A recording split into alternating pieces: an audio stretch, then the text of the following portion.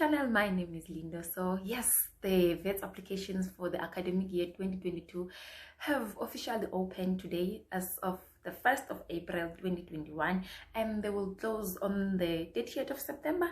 So make sure that if you know someone who's doing matric, and if you're a parent, you know that your kids are in grade 12 or one of your children is in grade 12, just give them a heads up that, you know what, the Wits applications have finally opened and now this is their time to apply. Because well, I think the earlier the better, because the earlier you do the application, the earlier they're going to communicate with you. I remember the day when the Wits applications opened, when I was in my matric, I was so happy. Like, that is how much I wanted to get out of high school. I was so happy. I wanted to be the first one to apply, but well, I don't know, because this morning I got like three grade 12 who contacted me, and they were telling that they did the application and what is next. I was like, wow, so quick, guys. You guys are so much quick. Like, that is the excitement. Okay, yeah. So if someone is doing grade 12 and maybe they are not aware that the Wits applications are open, please let them know, especially if they want to come to Wits.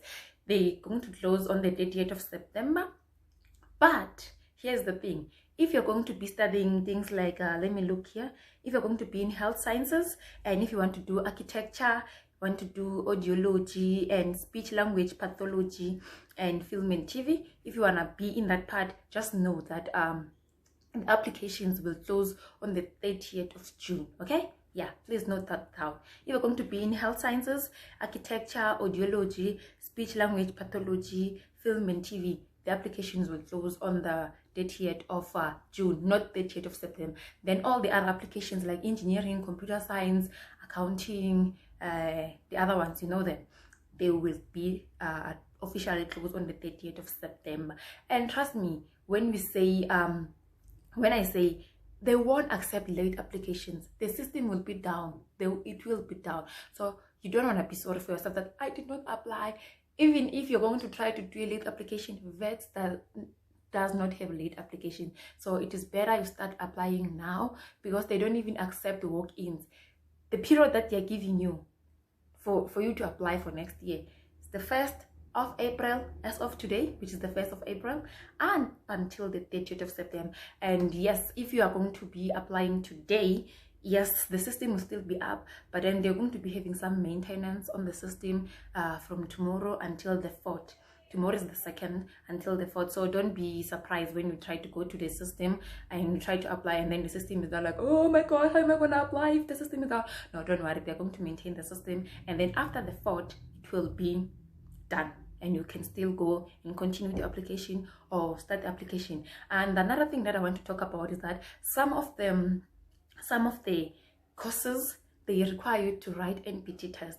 It is part of the things that you need for you to be accepted, especially if you're going to go to health sciences. Yes, health sciences, I know that they do require NPT test. NPT test. What does NPT stand for? It stands for NB. National Benchmark Test, and I'm saying NPT test. Okay, but then it's okay, you get the language, right? Some of the courses, they require you to have to write the NPT, and you also have to pass it. So make sure that you're going to search the course that you're applying for, and if it requires NPT. What I know is that in engineering you don't require any, and you'll be given 3 slots when 3 slots, 3 or 2. When I was applying in my first year in my grade 12, there were 3 slots. Even last year, I think I did apply for someone and they were given 3 spots, like meaning that you have a choice of choosing 3 courses.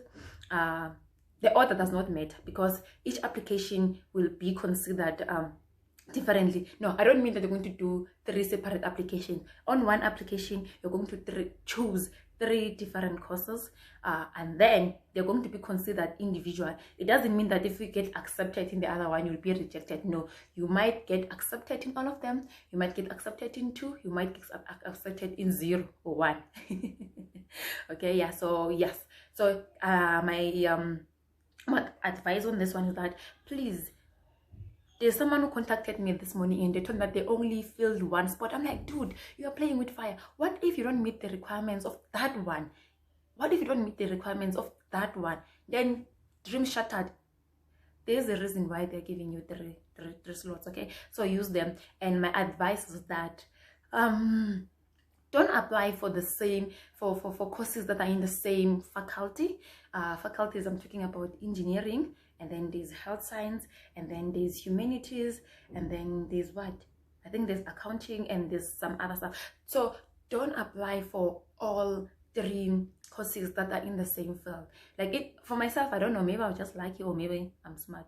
I applied for only engineering courses, like they were all engineering, and they all have the same requirement. So now imagine if I did not meet the requirement, because they're having the same requirements, and if I did not meet the requirement of any engineering, I was never going to be accepted. Okay, so, well, yeah, so do not apply for engineering, okay?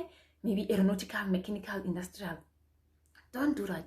Yes, if you trust yourself, if you are so sure that, you know what, no matter what, I am gonna get those 42 points APS. I am gonna nail that maths, I'm gonna nail that science, I'm gonna nail that English, and the other ones, they will come as backup plan. I will end up with more than 42 or 42 points. Yes, do apply for that. But then situations do happen whereby you don't meet the requirements. Okay, so you don't want to be in mechanical, industrial, or chemical, because all of them, they'll require this, they require the same marks, they require the same APL. So if you don't meet it, you don't meet that 42 points, and then you are shattered. So try to apply maybe for engineering, put some education, and maybe you can apply for 2 engineerings when I come to engineering, and then put something else as a kind of a backup, in case, you know, in case things happen. Okay, things, they do happen. Yes, they do happen, and you don't want to find yourself not in the university that you want. Okay, yeah, so don't make that mistake. It's not a mistake, it's just an advice from me that it's much safer to, you know, to scatter your courses around, to scatter them around, just in case you don't meet the requirements of the other one. You can still do this one, and somewhere, somehow, try to breach in. And okay, yes. And then another, my big advice is that also, please, even if you know that you are going to be staying off campus, like even if you know that you don't want to stay at the residence, at the university residence, do apply for accommodation. Accommodation is a struggle, guys. Accommodation at varsity, it is a struggle. Every year when there's a protest, trust me, they are also fighting about accommodation. Do apply for accommodation, even if you know, because you are not going to be forced to move in a university accommodation. When you get the offer, you can choose to decline it, or maybe to accept it.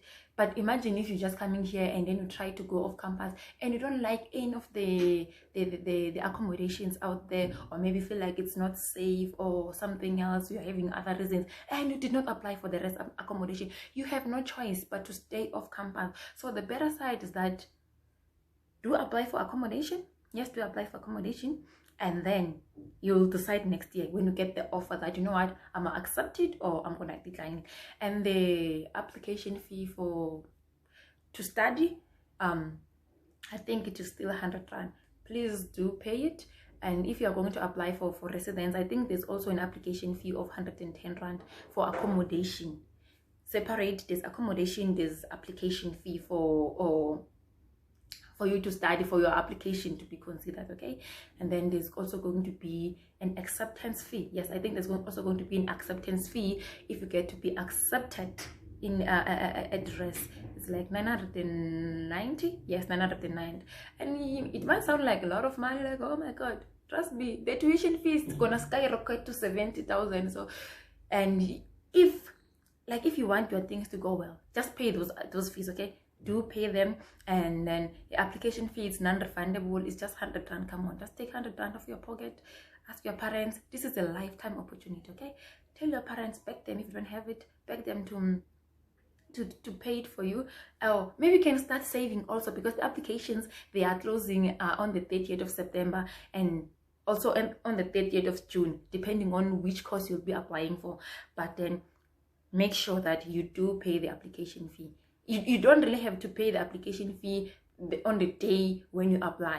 You don't really necessarily have to do that. And another thing that they're going to require from you is your grade 11 results. Yes, certified ones. Please make sure that you have the copy, a certified copy, and then you apply with them.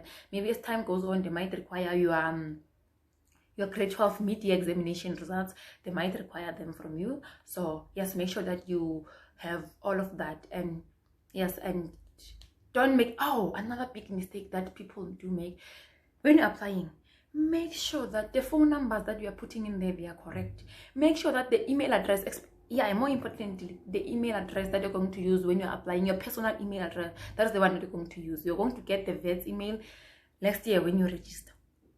Make sure that it's correct, because once you apply, when you submit that application, they are going to send you an email, right?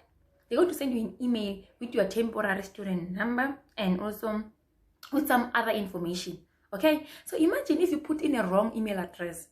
How will you find those things? How will you find them? So make sure that the email address that you put in there, it is correct. Please double check it or triple check it. I once sorry, had a learner from grade 12 who asked me to apply for them, and when I was doing the application, the lady gave me a wrong email address. She wasn't aware that it's wrong. Maybe, I don't know, maybe she was just not careful, or maybe she was just being clumsy. I don't know.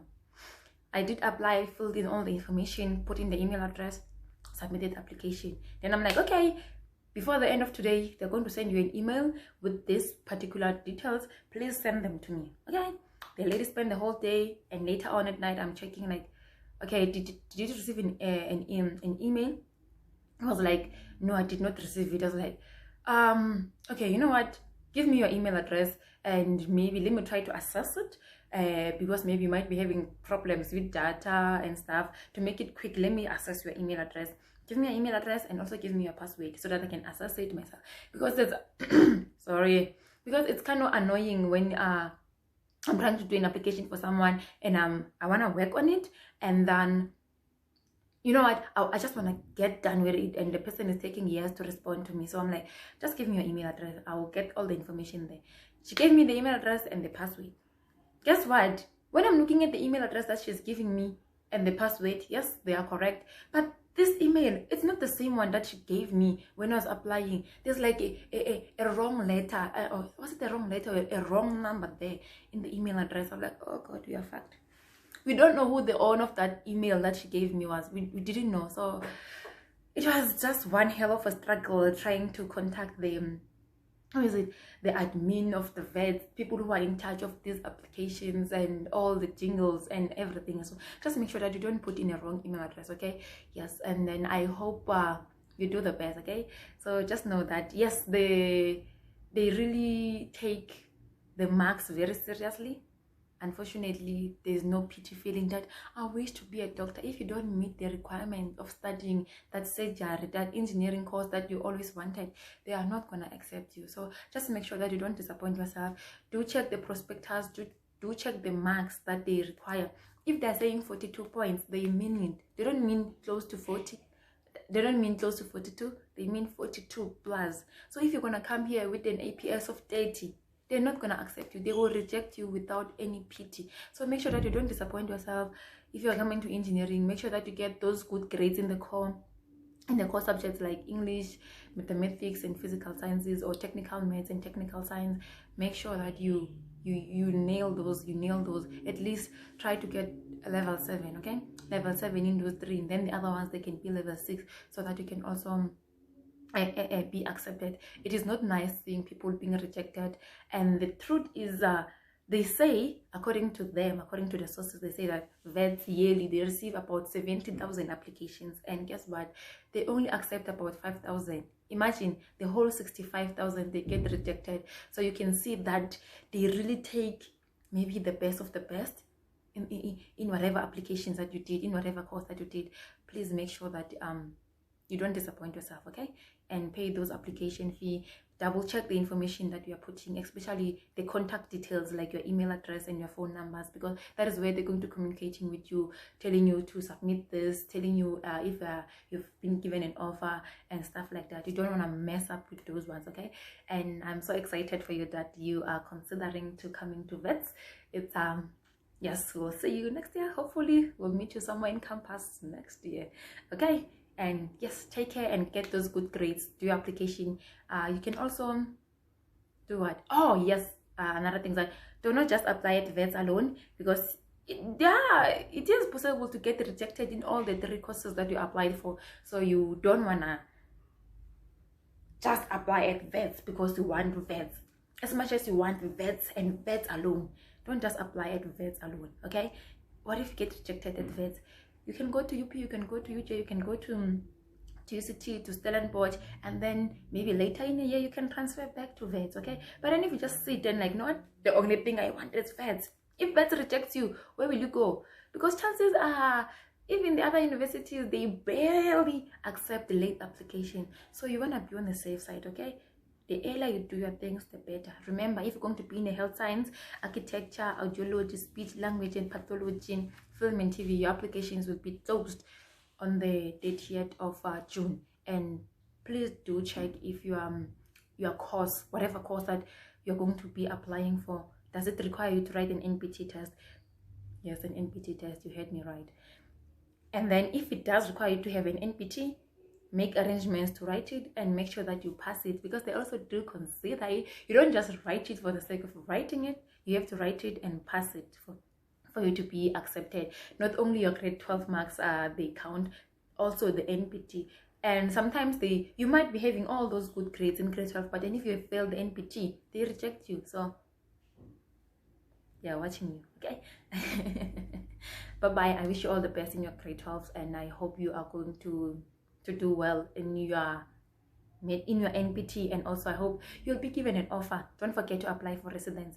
Yes, the residence application, they also close on the 30th of September. So make sure that by the time you apply for tuition or for studying or whatever, also do the application for residence. Even if you don't want to stay at rest, just do it, okay?